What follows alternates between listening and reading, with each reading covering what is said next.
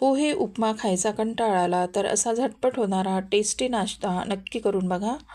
नमस्कार मंडळी, अर्चना मसाला स्टोरीजमध्ये आपले स्वागत आहे. मी इथे 1 वाटी रवा घेतलेला आहे.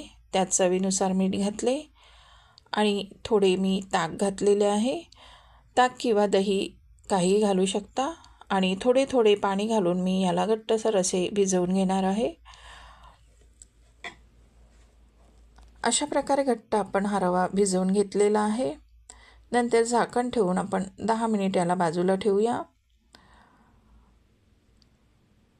नंतर एका तडक्या पॅनमध्ये मी थोडे तेल घेतले, त्यात मोहरी घातली, थोडा कढीपत्ता घातलेला आहे आणि बारीक चिरलेली मिरची घातली. 1 चमचा मी चना डाळ घालणार आहे आणि छान असे लालसर मी याला परतून घेणार आहे.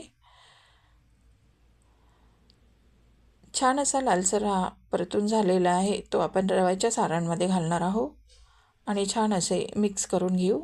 त्यात मी थोडी कोथिंबीर घातलेली आहे आणि छान आपण याला मिक्स करून घेऊया.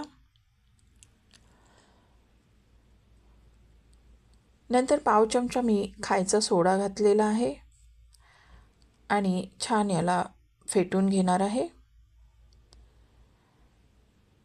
छान असे फेटून झालेले आहे. नंतर एका तडका पॅनमध्ये मी थोडे तेल घेतले आणि 1.5 चमचा मी हे रव्याचे सारण यात घातलेले आहे.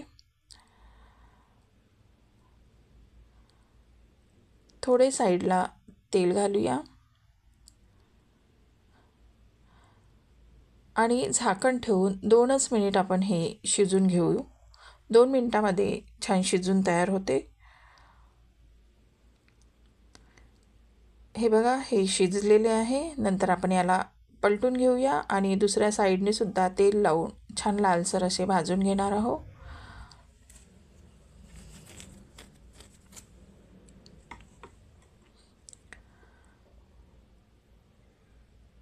या साईडने सुद्धा, खालच्या साईडने सुद्धा लालसर आपला हा भाजून झालेला आहे. हे बघा, वरून क्रिस्पी आणि आतून सॉफ्ट असा हा नाश्ता आहे. परत एक आपण करून बघणार आहोत. थोडे तेल घातले, 1.5 चमचा मी रव्याचे सारण घातलेले आहे आणि साईडने थोडे तेल घालून झाकण ठेवून आपण शिजवून घेऊया. 2च मिनिटांमध्ये हे शिजून तयार होते आणि याला आपण तेल पलटून घेणार आहोत आणि साईडला थोडे तेल घालूया आणि खालच्या साईडने सुद्धा छान असे लालसर आपण भाजून घेणार आहोत.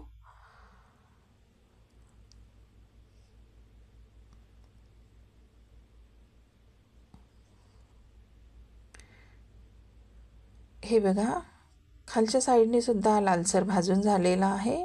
क्रिस्पी असा हा नाश्ता नक्की करून बघा. रेसिपी आवडली तर सबस्क्राईब करा.